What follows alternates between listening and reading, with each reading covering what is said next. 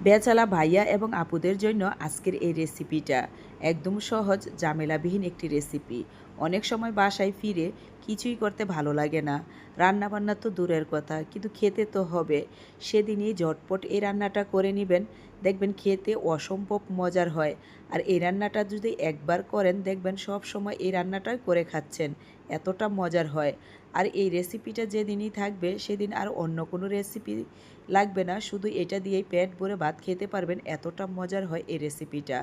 তাহলে চলুন শুরু করি। প্রথমত কড়াইতে তেল গরম করে দিয়ে দিয়েছি ডিম, সাথে দিচ্ছি একটু লবণ আর একটু হলুদের গুঁড়া। এখন আমি নেড়ে চেড়ে ডিমগুলোকে একদম লাল লাল করে ভেজে নিব। ডিমগুলো ভাজা হয়ে গেছে, এখন আমি কড়াই থেকে নামিয়ে নিচ্ছি। চুলাটা বন্ধ করে একই কড়াইতে দিয়ে দিচ্ছি মুসুরির ডাল। ডালটা আপনারা আপনাদের প্রয়োজন মতো নিয়ে নেবেন। সাথে দিচ্ছি আলু কুচি।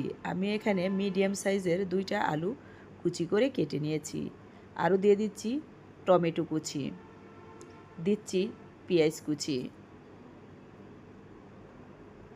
দিচ্ছি কাঁচামরিচ ফালি। এখন দিয়ে দিব পরিমাণ মতো লবণ, হলুদের গুঁড়া, ধনিয়ার গুঁড়া, লাল মরিচের গুঁড়া, ভাজা জিরার গুঁড়া, দিচ্ছি আদা রসুনের পেস্ট। এখন দিয়ে দিব 2 টেবিল চামচ পরিমাণের সয়াবিন তেল, দিয়ে হাত দিয়ে ভালোভাবে সব কয়টা উপকরণ একসাথে মেখে নিচ্ছি। তো মাখা হয়ে আসলে এখন দিয়ে দিব পানি। আমি এখানে 2 বাটি পানি দিয়ে দিচ্ছি। আপনারা আপনাদের প্রয়োজন মতো যেটুকু প্রয়োজন এতটুকু পানি দিয়ে নেবেন। এখন ঢাকনা দিয়ে ডেকে আলু আর ডালটা সিদ্ধ হওয়া পর্যন্ত রান্না করে নিচ্ছি। বেশ কিছু সময় রান্না করে নেওয়ার পর ঢাকনাটা উঠিয়ে নিয়েছি। দেখেন ডাল আর আলুটা কিন্তু সিদ্ধ হয়ে গেছে।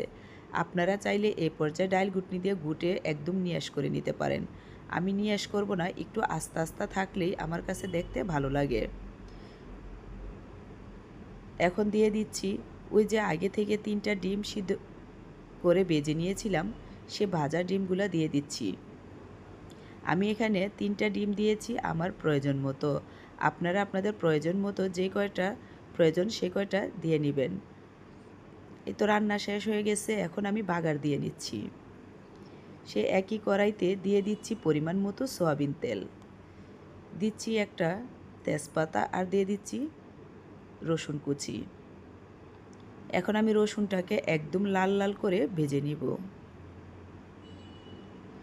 যখন রসুনটা এরকম লাল লাল ভাজা হয়ে আসবে, তখনই আমি দিয়ে দিচ্ছি চামিচ দিয়ে ডাল। আমি একবারে ঢেলে দিচ্ছি না, যদি একবারে ঢেলে দেওয়া হয় তাহলে কিন্তু সিটে গায়ে পড়ার সম্ভাবনা থাকে। সেজন্য আগে আমি চামিচ দিয়ে একটু দিয়ে তারপরে আমি পুরাটা একসাথে ঢেলে দিয়েছি। এখন ভালোভাবে বলক আসার জন্য অপেক্ষা করব। যখন একদম ভালোভাবে বলক চলে আসবে, তখনই দিয়ে দিচ্ছি 1 মুঠো ধনিয়া পাতা কুচি। রান্নাটা কিন্তু একদম সহজ আর অল্প সময়তে রান্নাটা হয়ে যায়, কিন্তু খেতে অসম্ভব মজার হয়। আপনারা একবার হলেও এই রান্নাটা করে খাবেন, আর কীরকম হয়েছে কমেন্টে জানাবেন।